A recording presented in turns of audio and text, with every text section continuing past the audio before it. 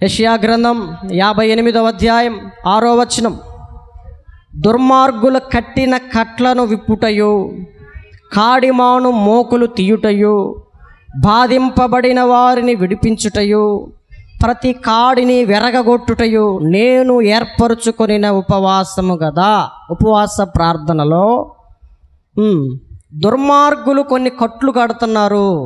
అది రాజకీయ నాయకులు కావచ్చు, ప్రభుత్వాలు చేసేవాళ్ళు కావచ్చు, అధికారులు కావచ్చు. అర్థమవుతుందా? దుర్మార్గులు కట్టిన కట్లను విప్పబడినట్లు ఉపవాస ప్రార్థన చేయాలి. కాడిమాను మ్రోకులు తీయబడినట్లు ఉపవాస ప్రార్థన చేయాలి. బాధింపబడిన వారిని విడిపించినట్లు మనం ఉపవాస ప్రార్థన. ప్రతి కాడిని విరగగొట్టినట్లు మనం ఉపవాసము చేయాలి. అంటే మనం ఉపవాస ప్రార్థన చేసేటప్పుడు దుర్మార్గుల కట్లు విప్పబడాలి. వాళ్ళ కొరకు మనం ప్రార్థన చేయాలి. చాలామంది కట్టబడి ఉన్నారు, చాలామంది బాధింపబడుతున్నారు. అర్థమవుతుందా? వాటన్నిటినీ ఉపవాస ప్రార్థన ఏం చేస్తుంది అంటే విరగ్గొడుతుంది. కానీ మనకు అలవాటైన ఉపవాస ప్రార్థన ఎప్పుడు పొద్దుగుకులు మన గురించి మనం చేసుకోవటమే. అవునా? మనము చాలా బంధకాల్లో ఉన్నాం. మనలాగా ఇంకా చాలామంది బంధకాల్లో ఉన్నారు. ప్రభువుని ఎరిగిన వాళ్ళలో ఉన్నారు, ప్రభువుని ఎరగని వాళ్ళల్లో కూడా చాలామంది ఉన్నారు. ఉదాహరణకి మనం వ్యాధితో బాధపడుతున్నాం. ఎంతమంది బాధపడతారో అదే వ్యాధితో వారందరి కొరకు ప్రార్థన చేయటం. లేదు, అప్పుల్లో ఉన్నావు, నువ్వు ఒక్కడవేనా ప్రపంచంలో అప్పుల్లో ఉంది? నీలాంటి వాళ్ళు ఎంతమంది లేరు? ప్రభువును నమ్ముకోకుండా అప్పులు పాలైన వాళ్ళు లేరా? ప్రభువును నమ్ముకున్న తర్వాత కూడా అప్పుల్లో పడిపోయిన వాళ్ళు లేరా? వాళ్ళందరి కొరకు ప్రభా నా వలే అప్పులు పాలైపోయిన వాళ్ళు అన్యుల్లో చాలామంది ఉన్నారు. నిన్ను నమ్ముకున్న వాళ్ళలో కూడా చాలామంది ఉన్నారు. వారందరిని కూడా జ్ఞాపకం చేసుకో, నాతో పాటు వారికి కూడా విడుదలి అని మనం దేవుణ్ణి అడగగలగాలి. ఉపవాస ప్రార్థనలో ఇలాంటి కట్లు విప్పబడినట్లు, బంధకాలు తెగిపోవునట్లు, చాలా కాలం నుండి సతమతం అయిపోతున్న వాళ్ళ కొరకు, మనశ్శాంతి లేని వారి కొరకు, ఆదరణ లేని వాళ్ళ కొరకు, ఏ దిక్కు లేని వారి కొరకు మనం ఇక్కడ ప్రార్థన చేస్తే బైబిల్లో రాస్తుంది, ముఖమును చూడని వారి కొరకు ప్రార్థించాడు. ఎవరు? అపోస్తులుడైన పౌలు.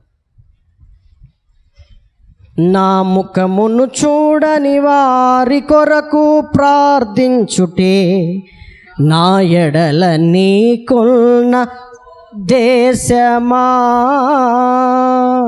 నా ముఖమును చూడని వారి కొరకు ప్రార్థించుటే నా ఎడల నీకున్న ఉద్దేశమా అని పాడి ప్రభువుని స్తుతించారు.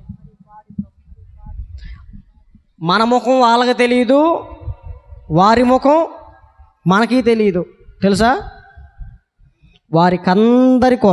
వారందరి కోసం ప్రార్థన చేయటం నా ధన్యత. వారందరి కోసం ప్రార్థన చేయటం దేవుడు నా ఎడల కలిగి ఉన్నటువంటి ఉద్దేశం అని పౌలు చెప్తాడు. మనల్ని ఎరిగిన వాళ్ళు కొంతమంది ఉన్నారు, మనల్ని ఎరగని వాళ్ళు మరికొంతమంది ఉన్నారు.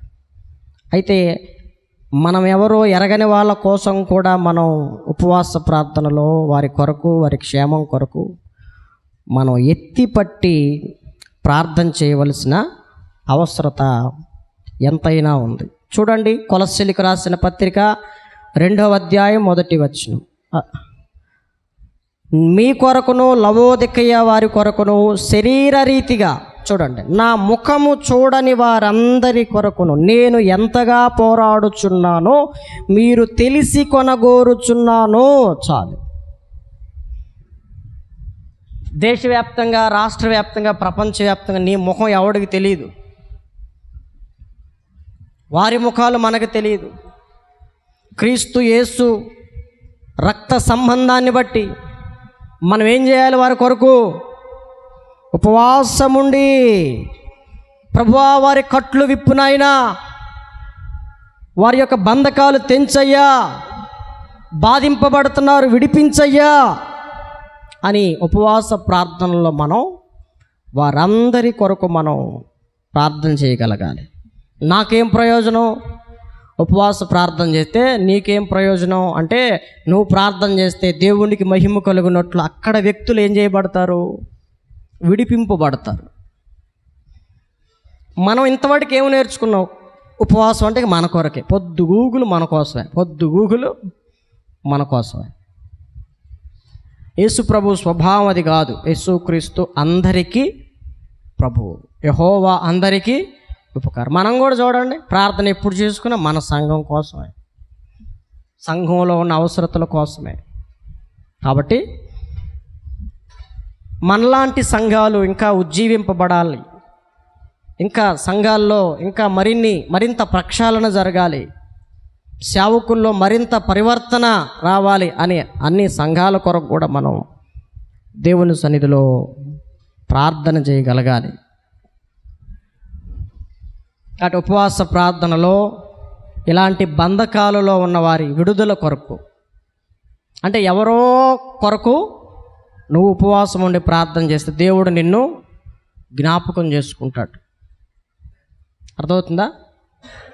సర్వ మానవాళి కొరకు ఆయన చేసినటువంటి ప్రాణత్యాగం ఏమైంది? అందరికీ రక్షణ తెచ్చిపెట్టలేదా? నువ్వు వారి కోసం చేసే ఉపవాస ప్రార్థన ఎక్కడో దేశంలో అణచబడుతున్నటువంటి ప్రజలు విడిపింపబడతారు, ఆదరింపబడతారు. నేను చేస్తే అక్కడెక్కడ జరిగిద్దే అంతే. ప్రార్థన ఎక్కడ చేస్తే ప్రతిఫలం అక్కడ చూస్తారు. ప్రార్థన పరిస్థితులను మారుస్తుంది అంటాం, కానీ మనం ప్రార్థన చెయ్యం. అదే వచ్చింది తిప్పలు. ఉపవాస ప్రార్థన యొక్క ప్రతిఫలాలు ఇవన్నీ.